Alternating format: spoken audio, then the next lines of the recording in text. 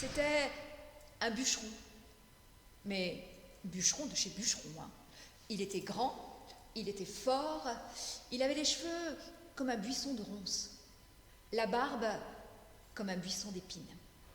Et ce bûcheron-là ne savait faire qu'une seule chose, couper du bois, ce qui pour un bûcheron est assez utile.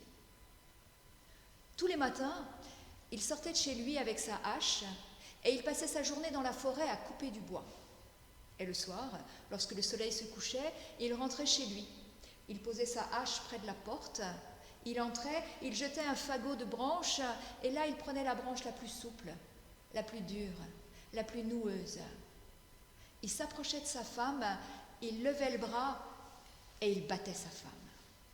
Et ça, tous les jours que Dieu faisait. Il rentrait chez lui et il battait sa femme.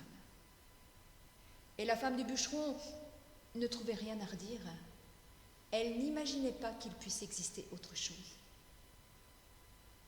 Mais un matin, alors que son bûcheron de mari était déjà parti depuis bien longtemps dans la forêt, la femme du bûcheron est sortie dans la clairière. Et là, elle a trouvé que l'herbe était plus verte que d'habitude. Elle a trouvé que le soleil brillait plus fort que d'habitude. Elle a trouvé que les oiseaux chantaient plus fort que d'habitude. Et ce matin-là, elle a su. Elle a su qu'elle attendait un enfant. Alors toute la journée, elle a pensé à ce petit à venir. Et puis elle a pensé à son mari.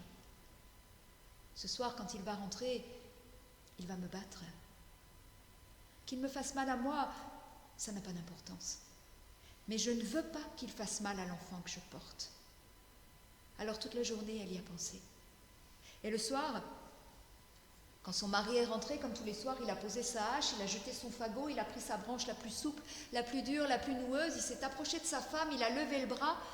Mais là, la femme du bûcheron lui a dit « Attends, mon homme, il s'est passé quelque chose d'incroyable. Écoute ce que j'ai à te dire. Tu me battras après. » Et voilà que la femme du bûcheron s'est mise à raconter. Elle a raconté des histoires incroyables, des histoires extraordinaires, des histoires merveilleuses. Et le bûcheron est resté là, le bras en l'air, à l'écouter toute la nuit.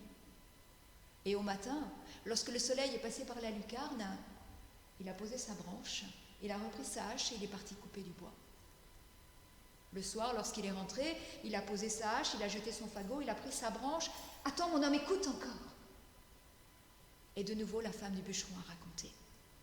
Elle a raconté des histoires incroyables, des histoires extraordinaires, des histoires merveilleuses. Et toute la nuit, le bûcheron a écouté. Et tout ceci a duré 9 mois. Et au bout de 9 mois, la femme du bûcheron a mis au monde un petit homme. Elle l'a déposé dans le berceau et le bûcheron s'est approché. Il a levé le bras et il a posé la main sur l'épaule de sa femme. Et il lui a dit « Raconte encore, ma femme, raconte. » Alors la femme du bûcheron a raconté. Elle a raconté des histoires incroyables, des histoires extraordinaires, des histoires merveilleuses. Et l'enfant et le bûcheron ont entendu les histoires. Mais le vent et les oiseaux aussi les ont entendues. Et ils les ont portées tout autour de la terre. Alors si aujourd'hui, il y a des histoires à raconter, des histoires à écouter, c'est grâce à la femme du bûcheron, grâce à la mère des contes, qui pour sauver la vie a inventé les histoires. Et que cette femme soit remerciée, parce que peut-être que sans elle, seuls les bâtons